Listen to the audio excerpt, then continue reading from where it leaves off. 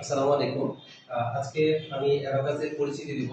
অ্যাবাকাসটি হচ্ছে একটি হাজার বছরের পুরাতন গণনা যন্ত্র। যখন ক্যালকুলেটর, কম্পিউটার কিছুই ছিল না, তখন মানুষ তাদের দৈনন্দিন হিসেব নিকেশ করতে হচ্ছে এই অ্যাবাকাসের মাধ্যমে। অ্যাবাকাসের মাধ্যমে সাধারণত আমরা প্লাস, মাইনাস, ডিভিশন, মাল্টিপ্লিকেশন অর্থাৎ যোগ, বিয়োগ, গুণভাগ করে থাকি। তো আসুন আমরা দেখি অ্যাবাকাসের পরিচিতিটা। এটা হচ্ছে অ্যাবাকাস। অ্যাবাকাসের এই কালো অংশ এটাকে বলে হচ্ছে ফ্রেম। এইটাকে যেটা মাঝে সাদা আকারে চলে গেছে এটাকে ডিভাইডেড বার অথবা হচ্ছে বিম বলে। সবার মাঝে যেটা থাকে এটাকে বলে হচ্ছে ইউনিট পয়েন্ট। নিচের এই বলগুলোকে বলে লোয়ার বিটস, আর উপরের এই বলগুলোকে বলে হচ্ছে আপার বিটস। আর এই যে লাল কালারের এটি দেখছেন এটিকে বলে হচ্ছে রড। এই সব মিলিয়ে হচ্ছে একটি অ্যাবাকাস। অ্যাবাকাসের মাধ্যমে আমরা যখন যোগ, বিয়োগ, গুণভাগ শিখি তখন এমন ভাবে শিখি যে পরবর্তীতে আমাদের ক্যালকুলেটরের প্রয়োজন পড়ে না। এমনকি ক্যালকুলেটর থেকে দ্রুত বাচ্চারা ম্যাথ করতে পারে।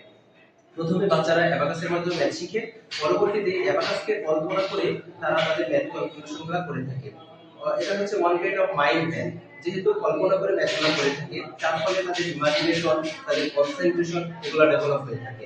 তার মানে যে সকল বাচ্চার স্মৃতিশক্তি কম, মনোযোগ কম, তারা যদি অ্যাবাকাস শিখে তাদের স্মৃতিশক্তি, পড়াশোনায় মনোযোগ সবকিছু বৃদ্ধি পাবে এবং বাচ্চারা হয়ে উঠবে জিনিয়াস। সকলে ভালো থাকবেন। ধন্যবাদ। আসসালামু আলাইকুম।